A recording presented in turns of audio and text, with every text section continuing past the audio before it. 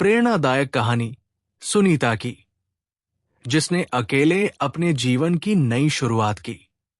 दोस्तों, अब मैं आपको एक ऐसी कहानी सुनाने जा रहा हूं जो शायद आपको भावुक भी कर दे और सोचने पर भी मजबूर कर दे।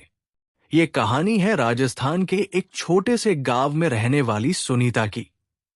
ये कहानी किसी एक महिला की नहीं, बल्कि उन लाखों महिलाओं की कहानी है जिन्होंने जीवन की सबसे बड़ी मुश्किलों का सामना किया, लेकिन कभी हार नहीं मानी।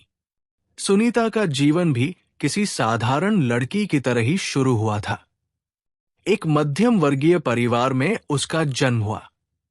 उसने बहुत ज्यादा पढ़ाई नहीं की थी, लेकिन उसके सपने बहुत बड़े थे। वो हमेशा सोचती थी कि शादी के बाद उसका एक छोटा सा खुशहाल परिवार होगा, जहां प्यार होगा, सम्मान होगा और सुकून होगा। समय बीता और उसकी शादी एक मेहनती और ईमानदार युवक रमेश से हो गई। शादी के शुरुआती साल बहुत अच्छे बीते। दोनों एक दूसरे का सम्मान करते थे। कुछ ही वर्षों बाद उनके घर एक प्यारे से बेटे ने जन्म लिया। दोनों ने उसका नाम आरव रखा। सुनीता को लगता था कि अब उसकी जिंदगी पूरी हो गई है। उसका पति मेहनत करता था और वो घर संभालती थी। दोनों मिलकर अपने बेटे के भविष्य के सपने देखते थे। वे चाहते थे कि उनका बेटा पढ़ लिख कर एक बड़ा इंसान बने। लेकिन कहते हैं ना, जिंदगी हमेशा हमारी योजनाओं के अनुसार नहीं चलती। एक दिन रमेश अपने काम से शहर गया था। शाम तक उसके लौटने का इंतजार हो रहा था, लेकिन उस दिन वो घर वापस नहीं आया। रात को लगभग 9 बजे पुलिस का फोन आया। रमेश का सड़क दुर्घटना में निधन हो चुका था।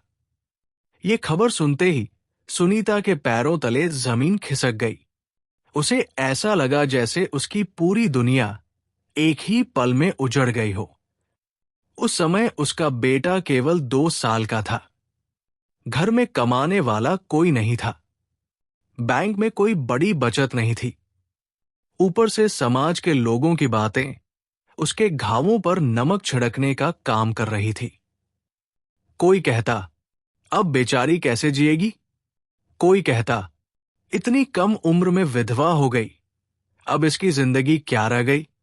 कुछ लोग तो यहां तक कहने लगे, किसी रिश्तेदार के घर चली जाओ। अकेली औरत कहां जिंदगी काट पाएगी? लेकिन दोस्तों, हर इंसान की जिंदगी में एक ऐसा पल आता है जब उसे फैसला करना पड़ता है कि वो परिस्थितियों के सामने झुकेगा या उनसे लड़कर अपनी नई पहचान बनाएगा। सुनीता ने भी उसी दिन एक फैसला किया। उसने अपने पति की तस्वीर के सामने खड़े होकर कहा, मैं रो सकती हूं, लेकिन हार नहीं मानूंगी। मैं अपने बेटे का भविष्य किसी के सहारे नहीं छोड़ूंगी। अगले ही दिन से उसने काम ढूंढना शुरू कर दिया। लेकिन मुश्किल यह थी कि उसने कभी नौकरी नहीं की थी। उसकी पढ़ाई भी बहुत ज्यादा नहीं थी। गांव में महिलाओं के लिए रोजगार के अवसर भी बहुत कम थे। कुछ लोगों ने उसे घरों में बर्तन धोने की सलाह दी। कुछ ने कहा कि दूसरों के खेतों में मजदूरी कर लो। लेकिन सुनीता कुछ ऐसा करना चाहती थी जिसमें सम्मान भी हो और भविष्य भी। उसे याद आया कि शादी से पहले उसकी मां ने उसे सिलाई सिखाई थी। उसने अपने गहनों में से एक छोटी सी सोने की अंगूठी बेच दी और उस पैसे से एक पुरानी सिलाई मशीन खरीद ली। शुरुआत आसान नहीं थी। पहले महीने उसे सिर्फ 3 ब्लाउज और 2 सलवार सूट सिलने का काम मिला। कमाई इतनी कम थी कि घर का खर्च भी मुश्किल से निकलता था। कई बार ऐसा हुआ कि उसने खुद आधा पेट खाना खाया, लेकिन अपने बेटे को कभी भूखा नहीं सोने दिया। रात को जब पूरा गांव सो जाता था, तब भी उसके घर की बत्ती जल रही होती थी। वो देर रात तक सिलाई करती रहती। उसकी उंगलियों में सुई चुभ जाती, आंखें थक जाती, कमर दर्द करने लगती। लेकिन उसके चेहरे पर एक ही सपना था, मेरा बेटा पढ़ेगा और एक दिन सफल इंसान बनेगा। धीरे धीरे उसके काम की गुणवत्ता लोगों को पसंद आने लगी। गांव की महिलाएं अपने कपड़े उसी के पास सिलवाने आने लगी। फिर पास के गांवों से भी ऑर्डर आने लगे। जिस समाज ने कभी उसका मजाक उड़ाया था, वही लोग अब उसकी मेहनत की तारीफ करने लगे। लेकिन सुनीता यही नहीं रुकी। उसने सोचा, अगर मुझे काम मिल सकता है तो गांव की दूसरी महिलाओं को भी मिल सकता है। उसने अपने घर के एक कमरे में 5 और महिलाओं को सिलाई सिखानी शुरू कर दी। कुछ महीनों बाद वही छोटा सा कमरा एक सिलाई प्रशिक्षण केंद्र बन गया। अब वहां 10 महिलाएं काम कर रही थी, फिर 20 और धीरे धीरे 30 से भी ज्यादा महिलाओं को रोजगार मिलने लगा। जो महिलाएं कभी अपने घर से बाहर नहीं निकलती थी, वे अब अपने पैरों पर खड़ी होने लगी। कई परिवारों की आर्थिक स्थिति बदलने लगी। इधर उसका बेटा आरव भी मेहनत से पढ़ाई करता रहा।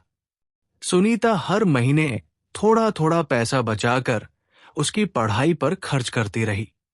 कई बार फीस भरने के लिए उसने अपनी नई साड़ी खरीदने का सपना छोड़ दिया। कई त्योहार ऐसे आए जब उसने अपने लिए कुछ नहीं खरीदा, लेकिन बेटे की किताबें कभी कम नहीं होने दी। समय बीतता गया। आरव ने 12वीं में शानदार अंक हासिल किए। फिर इंजीनियरिंग कॉलेज में प्रवेश लिया। कॉलेज की पढ़ाई पूरी करने के बाद उसे एक बड़ी कंपनी में नौकरी मिल गई। जिस दिन आरव अपनी पहली तनख्वाह लेकर घर आया, उसने सबसे पहले वो लिफाफा अपनी मां के हाथ में रखा और कहा, मां, ये मेरी नहीं, आपकी पहली तनख्वाह है। अगर आपने हार मान ली होती तो आज मैं यहां तक कभी नहीं पहुंच पाता। ये सुनकर सुनीता की आंखों से आंसू बह निकले। लेकिन इस बार ये आंसू दुख के नहीं थे। ये आंसू जीत के थे, सम्मान के थे और उस विश्वास के थे जिसने उसे हर कठिन परिस्थिति में आगे बढ़ने की ताकत दी। आज सुनीता अपने पूरे क्षेत्र में एक प्रेरणा बन चुकी है। वो दर्जनों महिलाओं को रोजगार दे रही है। लोग उसे सम्मान से बुलाते हैं। जिस समाज ने कभी कहा था कि बिना मर्द के ये कैसे जिएगी, वही समाज आज अपने बच्चों को उसकी मिसाल देता है। दोस्तों, इस कहानी का उद्देश्य ये कहना नहीं है कि जीवन साथी का महत्व नहीं होता।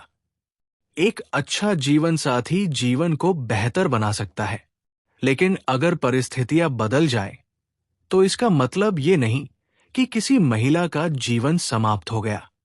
सुनीता की कहानी हमें सिखाती है कि इंसान की सबसे बड़ी ताकत उसका साहस, आत्मविश्वास और हार न मानने का जज्बा होता है। याद रखिए, जिंदगी किसी एक रिश्ते पर नहीं रुकती। हालात बदल सकते हैं, लोग साथ छोड़ सकते हैं, लेकिन अगर आत्मविश्वास जिंदा है तो इंसान हर अंधेरे के बाद अपनी नई सुबह खुद बना सकता है। और यही सुनीता की सबसे बड़ी जीत थी।